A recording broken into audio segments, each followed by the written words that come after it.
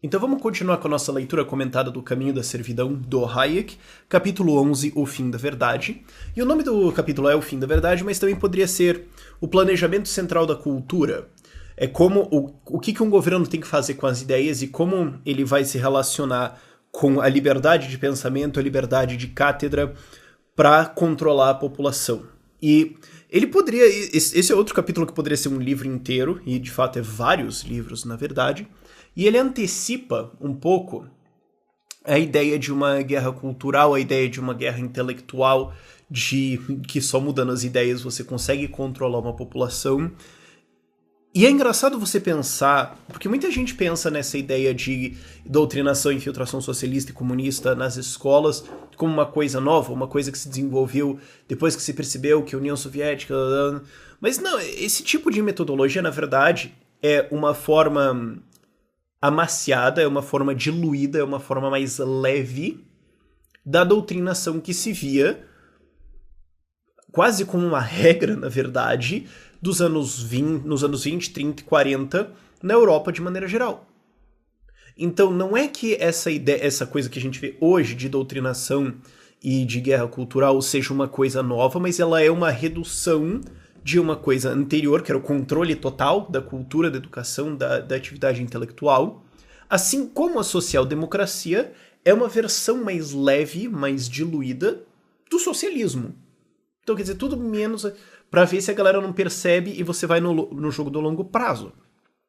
E ele começa, inclusive, com uma situação muito interessante. É significativo que em todos os países a estatização do pensamento tenha sempre caminhado para e passo, juntos, com a estatização da indústria.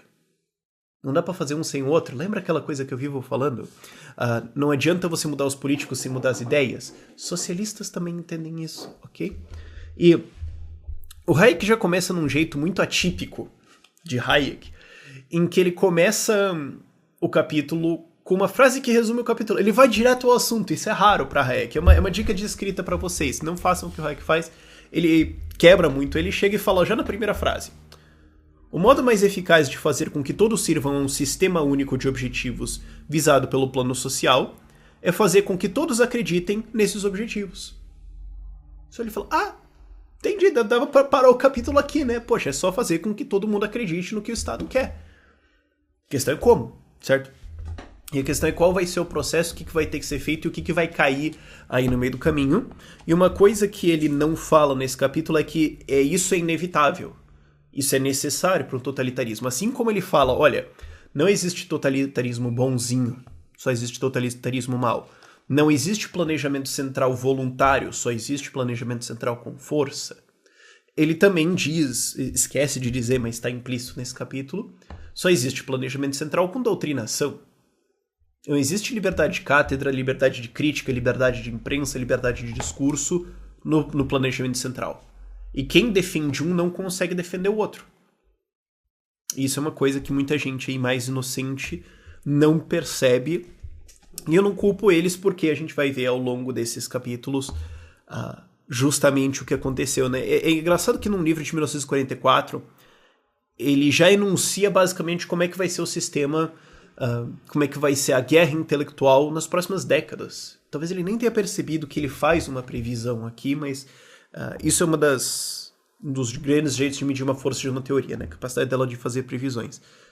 E ele fala uma outra coisa, inclusive, que é muito inteligente, que é, se o sentimento de opressão nos países totalitários é, em geral, bem menos agudo que muitos imaginam nos países liberais, ou seja, se nos países como a China, ou talvez o Vietnã, ou até uma Coreia do Norte, ou mesmo se você for ver numa Venezuela alguns anos atrás, se o sentimento de opressão lá numa Cuba é muito menor, não é, ele fala, é porque os governos totalitários conseguem, em grande parte, fazer o povo pensar como eles querem.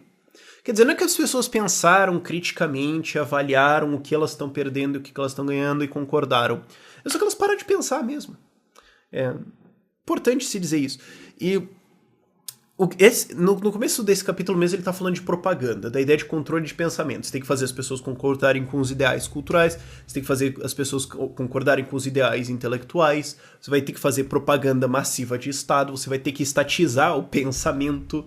Você tem que falar, não, quem vai ser o decisor sobre o que você vai pensar, o que você vai saber, o que você não vai saber, qual vai ser a cultura, quem você vai ler e quem você não vai ler, é o governo. E isso hoje a gente ainda tem, na forma do MEC. Como é que ele decide isso? Ele faz todo um currículo de educação, que é o que ele quer que você faça, e fala, se você quiser fazer outra coisa, você vai fazer depois. É só que eu também tô te ensinando no processo que aprender é um saco e você não quer fazer isso. E eu, a propósito, não te ensinei nenhuma capacidade de pensamento crítico. Então, mesmo que você vá fazer outra coisa depois, provavelmente não vai ornar. Mas aqui no começo ele tava falando mais da coisa dura, da coisa escrachada que é a propaganda e a ideia de manipular mentes. E a ideia de que a propaganda é um instrumento de poder incomparável, ele usa essa expressão inclusive, e que ele é tão perigoso, inclusive, contra um poder armado, certo? Eu não preciso fuzilar você se eu consigo dominar sua mente e fazer você pensar do jeito que eu quero. Na prática, eu destruo o seu indivíduo de um jeito ou de outro. Mas vai ter que ser criado um sistema estatal de ideais, de morais, de conhecimentos, um currículo daquilo que o Estado quer que você saiba, informalmente, ou em alguns casos mais totalitários, formalmente, um currículo de coisas que o Estado não quer que você saiba, porque não é patriótico, não é correto, não é legal. Ele fala isso lá na frente, quando ele aponta na Alemanha nazista, ele fala do ministro da Justiça, o ministro da Justiça nazista falou, não, o que todo cientista tem que se perguntar é, essa minha nova descoberta, essa minha nova teoria, ela ajuda a Alemanha? Ela ajuda o nosso povo? Ela ajuda a gente no nosso objetivo? Porque se não ajudar, bom, será que ela tá certa? Você tem que começar a submeter isso, você tem que começar a submeter a verdade ao crivo estatal. E fazer uma prescrição não só de conhecimentos intelectuais, mas também de valores. E ele dá um aviso que é um aviso importante. É um aviso que dói, mas é um aviso importante. Ele fala, certos aspectos de tal sistema podem mesmo atrair os mais rígidos moralistas de índole conservadora, por lhes parecerem preferíveis aos padrões mais brandos da sociedade liberal. A sociedade liberal tem valores mais soltos. Olha, cara, você cuida da sua vida, você vai fazer o que você quiser. Se você quiser fazer alguma coisa que o outro não gosta, tudo bem, o problema é seu. Mas a ideia de uma moral mais rígida, controlada, a ideia de, vamos falar, ordem e progresso, pode parecer mais atrativa para conservadores do que a ideia de cuida da sua vida. E isso pode fazer eles, como idiotas úteis, concordarem com ideais totalitários, com buscas totalitárias, mesmo que só no começo. Depois você abandona os caras, eles vão ser idiotas úteis, né? Eles vão auxiliando essa ideia até eles perceberem o que é a coisa realmente, mas quando eles perceberem, aí já era, não precisa se preocupar com nada. Mas ele fala, as consequências morais da propaganda totalitária que passaremos a considerar são, no entanto, de uma natureza ainda mais profunda. Elas destroem todas as regras morais porque minam um dos fundamentos de toda a ética, o senso da verdade e o respeito a ela. Quer dizer, a verdade não vai mais poder ser objetiva. Vamos ser um pouco randiano aqui, ok? A ideia de uma propaganda estatal destrói a verdade, porque o que acontece quando a verdade discorda do Estado? Bom, ela está errada. Você vai ter que fazer esse tipo de questionamento, e uma vez que você... E perceba que muitas pessoas têm isso até ainda hoje. Elas têm isso até ainda hoje. Que você falou, por exemplo, olha, imposto é roubo. É uma verdade que a propriedade é sua, você cuida da sua vida, e quando o governo não toma isso, se trata de um roubo. As pessoas falam, mas como é que ficaria o Estado sem os impostos? É a mesma coisa, é só numa forma mais branda. Essa é uma coisa que é interessante de ir vendo ao longo desse capítulo. É que muitos dos mitos, dos folclores estatais criados por regimes totalitários para doutrinar a sua população, ainda são hoje senso comum. Por exemplo, a ideia da lei de ferro dos salários, a ideia de, não, porque o empregador vai sempre pagar o mínimo que ele puder a todos os funcionários, vai todo mundo viver na subsistência. Só tem um problema, você não consegue encontrar isso, você não consegue encontrar uma evidência disso. Mas ainda assim, um monte de gente defende esta baboseira econômica criada por marxistas totalitários para querer tomar poder. Para dizer, não, então a gente vai criar uma nova verdade aqui. Não é verdade, mano, não interessa. Vários desses mitos, desses folclores totalitários, são hoje senso comum. E a galera não nota. Não nota como tá preso ainda nisso. Não nota como tem estruturas ainda de educação e doutrinação dentro do nosso governo, não vou dizer no nosso governo, mas no governo, ou na nossa sociedade, você pode dizer, que são descendentes de estruturas totalitárias. As pessoas não notam isso normal. As pessoas ainda defendem ideias que eram comuns, que eram fundamentais para regimes totalitários. Eu acho isso normal. Porque elas pensam, bom, eu não estou num regime totalitário, então se eu defendo alguma coisa, não é porque o governo não me fez pensar isso, e sim porque eu aprendi isso, certo? Porque ninguém me obrigou a pensar isso. Sabe, você ainda vê esse tipo de burrada, e é muito fantástico. Mas enfim, voltando, o Hayek ele fala que por que você vai ter que destruir o senso de... Por que você vai ter que destruir o senso de verdade? Porque quando o governo chegar com novas ideias, com novas morais, com novas coisas absurdas sobre o que tem que ser feito, ele vai ter que se explicar. Ele vai ter que justificar para as pessoas por que aquilo é correto. Por que a gente tem que destruir tal povo, invadir tal coisa, ou passar por tal dificuldade econômica, ou por que tal coisa de repente é proibida? Certo? Tem que haver uma explicação. E por isso que a verdade vai ter que ser destruída, porque não vai bastar que você concorde com a conclusão do Estado. Porque eventualmente você vai concordar, talvez por medo, talvez por opressão, talvez porque você está sendo pago, enfim. Mas as pessoas vão começar a perceber que existe uma discordância entre o Estado e a verdade, certo? Elas vão também perceber que existem outras formas de raciocínio. Então elas não vão poder... Não é possível só que você faça com que as pessoas concordem com as conclusões do Estado. Elas vão ter que concordar com o raciocínio, com a metodologia, com as premissas. Elas vão ter que concordar com todo o processo de decisão. Elas vão ter que ter todo o processo de raciocínio crítico delas alterado e refeito. Ele citando, né? Assim sendo, é necessário fazer com que as pessoas concordem não apenas com as finalidades últimas, mas também com as ideias sobre os fatos e as possibilidades em que se baseiam as medidas específicas. Frase meio truncada, mas enfim, eu já quebrei ela um pouco antes. Ele fala, então, não existe um código de valores em abstrato a orientar suas decisões, as decisões do Estado, antes que elas tenham de ser tomadas. Esse código terá que ser criado com base nas decisões concretas. Quer dizer, como o Estado não consegue planejar nada, nem a moral, ele vai ter que meio que descobrir o que é certo ou errado no meio do caminho. E esse é outro problema. Acho que eu me pulei aqui, mas enfim, eu devo ter pulado alguma anotação minha. Mas o que ele está dizendo é o seguinte. O governo não sabe com que problemas ele vai se confrontar. Por exemplo, a Venezuela. Bom, agora os preços estão subindo. Bom, então a gente tem que criar agora uma história, porque a gente não esperava que os preços subissem, certo? A gente não previu isso. Então a gente vai ter que criar agora uma história para dizer por que é certo o exército confiscar as lojas e os produtos e vender. Porque são dos trabalhadores. Não, mas vai ter que explicar um pouquinho mais, certo? Não, mas agora os preços continuaram subindo. Bom, então a gente vai ter que dizer que existem pessoas que estão estocando recursos. Estocar é imoral. Mas então... Peraí, agora as pessoas vão passar muito tempo nas filas. Não, mas a gente vai ter que dizer que, sei lá, ficar na fila é bom, constrói caráter. É bom pra você esperar, porque daí você reflete na sua vida e, sabe, você vai ter que começar a criar explicações no meio do caminho e descobrir qual é a moral que o Estado vai ter que ter no meio da história, né? Você vai ter que inventar as linhas da peça de teatro no meio da peça. Putz, o que será que faz sentido agora? Uma improvisação gigantesca. E justamente porque é uma improvisação gigantesca, você não sabe qual que é a ideia que você vai ter que encalcar lá na frente. Então você vai ter que meio que ir submetendo as pessoas a já certo tipo de pensamento para ir nessa linha. O que exige, claro, de novo, submissão do processo racional das pessoas, destruição disso. Que é em boa parte a ideia explícita por trás do sistema de educação prussiano que foi copiado pelo mundo. A ideia de destruir o raciocínio crítico, né? Você aceita as ordens do seu comandante e acabou. Se o comandante falou uma coisa, você obedece. Você é soldado, peãozinho. Cala a boca, você é povinho.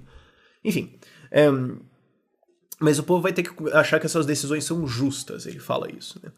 E tudo isso vai obrigar o Estado a inventar teorias, isto é, explicações que estabeleçam relação entre os fatos, os quais passam a integrar a doutrina dominante.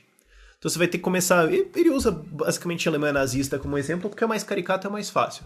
E ele usa, inclusive, ele fala... Vai ter que se criar certos mitos. Digamos assim que o grande líder, ele não gosta de judeu porque ele tem inveja deles. Eles têm uma posição mais alta do que ele acha que eles mereceriam, e ele acha que a posição dele é muito baixa e tá puto. Então ele vai ter que criar uma história, vai ter que criar uma justificativa sobre por que os judeus, na verdade, cometeram um crime, eles têm que ser reduzidos, têm que ser retirados. E digamos que o líder gosta de homem alto loiro por algum motivo assim meio questionável, né? Então ele vai criar uma certa história sobre por que isso é muito bom. E você vai ter que, então, criar uma mitologia, basicamente, toda uma mitologia, toda uma série de crenças, toda uma série de superstições, porque não são fatos, né? Não são verdades, são superstições, encalcar elas na doutrina do Estado, na doutrina que tem que ser ensinada para as pessoas, e não pode perguntar não. Vai virar catequese do Estado o negócio, vai virar um negócio loucão, e obviamente, claro, religiões vão ter que ser removidas no meio, caso elas se apresentem como incômodos. Ou até, né, ele até fala isso um pouco ao longo desse capítulo, não necessariamente removidas, mas fala, olha, na verdade, essa religião que a gente tinha aqui era a gente não tinha percebido que, na verdade, era uma outra coisa. E agora tem uma... Porque, assim, a gente tinha aqui, por exemplo, o catolicismo, mas, na verdade, ele era uma forma meio errada, e se a gente for ver, na verdade, deveria ser uma coisa meio assim, mas é que daí quem é católico é realmente isso, não é que a gente tá rejeitando a religião, a gente tá percebendo como ela deveria ser mais correta. Olha só, Olha só. É difícil você tirar uma instituição tão influente quanto a igreja era, né, nesses anos. Hoje na Europa não é tanto mais, mas é difícil você tirar uma instituição dessa, você vai ter que sequestrar ela e dizer que você está então melhorando isso. Você tá falando, não é que a gente está assim mudando não é que a gente está rejeitando, digamos assim, a educação, a gente está rejeitando a ideia de, sei lá, o ensino médio para fazer um sistema de doutrinação. É que a gente está percebendo que para uma criança de fato aprender, entendeu? Ela tem que ficar mais horas ali dentro. E para os professores de fato ensinarem, eles não podem assim, ensinar a opinião deles ou seguindo, não. Tem que ser mais supervisionado pelo Estado, porque o aprendizado vai ocorrer de maneira geral assim, entendeu? É mais correto. Né? Que aprendizado não é assim, você vai aprender em casa e tal. Você tem que mudar o significado da palavra, o que é. E isso já é uma avançada nessa história da palavra. Mas voltando um pouco, ele fala: desse modo estará pronto o Estado a adotar teorias que pareçam fornecer uma justificação racional aos preconceitos que compartilha com muitos de seus companheiros. E assim uma teoria pseudocientífica é incorporada à ideologia oficial. E elas não devem ser contestadas, né? Proibido de contestar. Ele fala, já indo na direção da palavra, né? Eu falo, o meio mais eficaz de fazer com que as pessoas aceitem os valores aos quais terão de servir é persuadi-las que tais valores são na realidade os mesmos que elas, como eu estava falando antes, né? Você não precisa dizer assim, não é que a gente tá querendo assim, tipo, exterminar algumas raças, entendeu? É que nós somos alemães e quem não é alemão tem que sair, mas você é alemão, olha só, então você tá tudo bem. Você vai ter que começar a usar certas coisas que estão em comum das pessoas e dizer, não, então vamos melhorar isso, como eu tava falando antes, né? Eu me adiantei um pouco. E o que ele fala também é que vai ser a completa perversão da linguagem. Isso eu já estava me adiantando um pouco antes da palavra, da ideia de mudar as palavras. Você vai ter que mudar o significado das coisas. Não é que a gente está destruindo, a gente está melhorando. Não é que a gente está doutrinando, a gente está ensinando. Não é que a gente está assim, retirando a liberdade, é que a gente está buscando uma nova liberdade, entendeu? Não é que nós somos assim comunistas, é que a gente tem assim, uma consciência social, entendeu? Você vai ter que começar a mudar isso. E ele usa exatamente, ele fala, nesse contexto, a palavra mais deturpada é, evidentemente, liberdade. Claro, você fala, não é que assim eu quero escravidão, entendeu? Imagina, partido socialismo e escravidão. Não cola, você vai ter que pôr uma liberdade ali. Mas que liberdade é essa? Bom, a liberdade é assim de todo mundo fazer o que o governo acha, entendeu? Aí você tá livre pra viver a sua vida do jeito que você quiser. Numa fila de comida, entendeu? Aí você pode escolher em qual fila, porque no socialismo vai ter várias filas de comida competindo para qual delas você vai ficar 4 horas esperando. Então é um tipo de liberdade de mercado, se você parar pra pensar, entendeu? Nossa, não sei. Cada uma que eu tiro na minha cabeça. Mas enfim. Ele fala especificamente do tipo de liberdade. Ele cita um cara, o Mannheim, que falava da liberdade coletiva. Não, porque daí a liberdade atrapalha a liberdade coletiva. E a liberdade coletiva para ele, na verdade, era a liberdade do governo manipular a sociedade, entendeu? Porque assim, quando as pessoas estão cada uma cuidando da sua vida, no individualismo, o governo não está conseguindo influenciar isso. Então, na verdade, essas pessoas estão presas ao individualismo. A gente precisa libertar elas disso, para que o governo possa direcionar elas para o caminho correto, entendeu? Daí elas vão estar livres. É aquela ideia platônica, russoniana, de você ser perfeitamente livre para fazer o que eu acho que você deveria fazer, entendeu? E isso também, claro, óbvio, muita gente deve ter sacado esse ponto, casa muito com Orwell. Com o Orwell fala da nova língua, né? A destruição da linguagem e a criação de uma nova linguagem cada vez menor, né? Ele fala, não, o dicionário é assim, daí ele vai ficando cada vez menor, ao ponto em que você não vai conseguir pensar, você não vai conseguir estruturar um pensamento na sua cabeça que seja desagradável ao Estado, porque você não vai ter as palavras, certo? Como é que a gente faz o povo não se revoltar? Bom, a gente tira as armas. Então, como é que eu faço pra você não pensar? Bom, eu te tiro as palavras. Olha só, eu te tiro a ferramenta da coisa. E por último, o Hayek aborda o stopgap, né? A solução final, que seria o controle de raciocínio, que é silenciar a crítica, certo? Você já estatizou o pensamento, você já está mudando a linguagem, agora você só precisa meter bala em quem discorda. Aí você resolveu o problema. O problema é que daí fica meio lógico, né? Se você só mete bala em quem discorda, porque não vai pegar muito bem. As pessoas vão perceber que tem uma coisa um pouco estranha rolando. Então, e ele fala, não é difícil impedir a maioria das pessoas de pensar de maneira independente. A enorme maior parte das pessoas tem muito mais o que fazer do que parar para ficar pensando em filosofia, em economia, em direito, em história. Ele aponta especificamente, né, as matérias de história, direito e economia. A maior parte das pessoas está preocupada com o trabalho delas, em cuidar da família delas, enfim, elas não têm tempo para isso, ou a preocupação com isso. Mas ele fala, mas é preciso silenciar uma minoria que se mantém inclinada à crítica. E o que ele fala, como eu tava falando, né, não dá pra meter muito bem uma bala na galera, é que assim, você vai ter que fazer duas coisas. Você vai ter que dizer que, na verdade, a verdade é um tipo de traição, certo?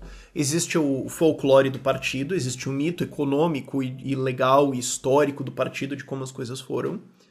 E se você criticar isso, você... Não é que assim você discorda, é que você é burro, entendeu? Por exemplo, você tá discordando porque você é um infiltrado da CIA. Você está discordando porque você claramente é da classe empresarial que quer escravizar a população. Você está discordando porque você é um nazista, entendeu? Você é um fascista, entendeu? Discordar não vai ser mais um ato de questionamento, um ato a ser encarado com seriedade, mas uma espécie de traição. Quer ver? Só veja a reação que tem aí quando você... Eu tenho um vídeo bem antigo que eu questionava, que tava falando em defesa do PL da PL da terceirização, e muita gente falava, mas, cara, não tinha argumento. Não, você tá discordando, é traição. O meu vídeo, o famoso 2029, muita gente falando, mas como assim o cara tá discordando dos livros do MEC? Porra, é ensinado isso em todas as escolas, as universidades concordam com isso. Esse cara claramente é um idiota. Não tem assim... Isso é fato. Você não... Enfim, e volta aquela coisa dos mitos econômicos que as pessoas acreditam e são hoje senso comum. Vários mitos econômicos. Por exemplo, o mito do monopólio. É um mito gigantesco, mas que todo mundo toma isso como um senso comum. E é fantástico. Então, você vai ter que transformar a crítica num tipo de traição, numa espécie de ofensa, numa espécie de ataque. Não é um exercício intelectual bom ou necessário, mas quem critica, na verdade, é uma pessoa ruim, entendeu? É a pessoa que só fica reclamando, é a pessoa que é pessimista. Tá vendo? Quem fica aí questionando os dados, na verdade, é porque é um golpista. Ou um fascista mesmo. E a outra coisa que você vai ter que fazer, ele fala, é cooptar a classe pensadora. Então ele fala assim... Porque você vai ter sempre os pensadores, certo? Então, se você fuzilar todos eles, vai ter um problema. Então, você quer ter eles do seu lado. E ele cita, por exemplo, tinha lá o curso de Ciências Naturais Marxista-Leninista. Não, o Jornal das Associações Médicas se mantinha comprometido com a ideia da cirurgia marxista-leninista. Ou como eu falei antes, né, o ministro da Justiça falar para os cientistas, não, vocês têm que pensar... A ciência de vocês ajuda a Alemanha nazista? Não. Então, veja bem, você começa a cooptar os caras. Fala, não, vamos pensar aqui o que é bom pra gente. Porque assim, o certo, na verdade, é o certo pro partido. Vocês vão ter que pensar de maneira crítica e raciocínio e desenvolver ciência. Tinha matemática nazista. Um outro cara fez o livro da química, da física alemã em 4 volumes. Pô, mas a física é mesmo em qualquer lugar, né, meu amigo? Mas você vai ter que submeter os caras e falar, não, vamos pensar criticamente sobre como eu tô certo. Vamos fazer isso, vamos fazer toda uma análise científica sobre como o meu regime é bom, porque daí, ó, eu vou colocar você, professor, lá na minha universidade pra ganhar 45 mil reais e você vai ter um monte de alunos, e aquele teu professor adversário lá, crítico, que também era um judeu, ele só sumiu, tá? Você não pergunta muita coisa. Você começa a cooptar e subornar a classe cientista, a classe pensadora, a classe crítica, e colocar, a Ayn Rand também expõe isso muito bem, colocar porcaria no pedestal e falar, isso aqui é ciência, isso aqui é teatro, isso aqui é pensamento, isso aqui é arquitetura, isso aqui é, enfim, arte, é o raio que parte, isso aqui é o certo, e daí todo mundo vai olhar e falar, isso aqui é arte, e daí vão achar o resto meio podre, entendeu? Mesmo quem não quer ser cooptado, acaba sendo escanteado, porque você coloca no pedestal os babaca que querem lamber teu saco, e joga no resto, joga no saco, joga pro lixo o problema dos caras que discordam com você, criando um problema que não é uma frase que ele fala, mas é uma anotação que eu fiz, que é criar o terror de estar certo. Que você pensa assim, você tá, sei lá, analisando economia, e você percebe que a sua conclusão discorda do governo. Você começa a ficar com medo, puta merda, eu tô discordando do governo, mas eu tô certo. Droga, mas se eu defender que eu tô certo, eu tô ferrado. Só que eu tô certo? Droga, o que eu faço? Você começa a ficar com medo. Você começa a ficar preocupado de fazer alguma crítica. Você começa a ficar preocupado de defender a sua opinião, porque isso pode não ser bem recebido. E aí fechou o problema, né? E aí você vai ter até uma autocensura da classe pensadora. E é importante essa liberdade de pensamento. É uma nota final dele aqui, até um pouquinho, eu achei um pouco meio pouco relevante. Mas ele fala, essa liberdade de cátedra é importante, mesmo que não seja a maior parte das pessoas que façam isso, tá? Só porque uma pequena parte das pessoas que de fato se preocupa com ciência, crítica, filosofia e história, lá, e a maior parte das pessoas está cuidando da vida deles, como muito bem deveriam, não quer dizer que isso não é importante, tá? Só pra vocês lembrarem. Mas, só para finalizar, né, ele fala, ao tentar controlar esse processo de elaboração crítica, de pensamento livre, estaremos apenas impondo-lhe fronteiras e mais cedo ou mais tarde provocaremos a estagnação do pensamento e o declínio da razão. Essa é a consequência final desse processo. Né? Você chega ao ponto em que você vê... É bem agora o esgotamento da esquerda, né? Não dá pra... Você tem que pensar à esquerda. Não pode pensar outra coisa. Legal, não funcionou. O que eu faço? Fascista. Não sei. Trava. O cara não sabe mais pensar, parece. Ou repete, ou só vira chavão. Você tela azul na cabeça do cara e não consegue mais continuar estabelecendo alguma coisa. Depois precisa passar por um processo lá de desintoxicação, esquerdistas anônimos, etc., para sair do vício. Mas, em última análise... Um governo totalitário exige uma estatização do pensamento e isso vai ser a consequência lógica disso, vai ser a destruição da razão. Não vai existir mais o correto e apenas o que é politicamente correto. E se você questionar, você é um machista. Entendeu? Você é um homofóbico. Você quer destruir o planeta Terra, etc. Você começa a criar vários insultos. E só para encerrar, parágrafo final dele, né? Frase final dele.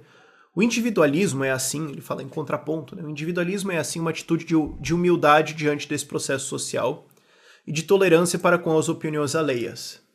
É só o individualismo que vai ser uma proteção contra isso, porque ele tolera. Sendo a negação perfeita da arrogância intelectual implícita na ideia de que o processo social deve ser submetido ao amplo dirigismo. Ou seja, a ideia de que o governo vai controlar o processo da evolução social, do caminho social, ou do social, sei lá, o processo social, pronto. Falou, vai ser individualista por quê? Porque cada um cuida da sua vida, assume suas ideias e suas morais, e vai debater o certo tá certo, o errado tá errado, e o errado que reconhece que tá errado muda suas ideias, e se não gostar também ele que siga o caminho dele, não é obrigado, não consegue impor suas ideias erradas aos outros, e assim nós vamos. Este é o antídoto ao pensamento coletivista. Não é um pensamento coletivista mais leve, ou um pensamento coletivista liberal, ou não. É apenas o individualismo liberal. É apenas o individualismo de você cuidar da sua vida, eu cuido da minha vida. Se você tem uma ideia, vamos debater. E você não impõe a sua ideia na minha. Só esse pensamento consegue vacinar contra o pensamento coletivista, porque é o oposto. Qualquer outro tipo de pensamento coletivista mais soft é uma porta aberta. O cara que já tem um pensamento coletivista soft já admite a premissa subjacente do coletivista totalitário, que é de que certas formas de raciocínio têm que estar submetidas a um coletivo. Mas daí pra frente é um debate simples, meu amigo. A partir do momento que eu fiz você concordar com a minha premissa, aí o difícil tá feito. Bom, enfim, por esse vídeo é isso. Próximo capítulo é As Raízes Socialistas do Nazismo. Vejo você lá. Tchau, tchau.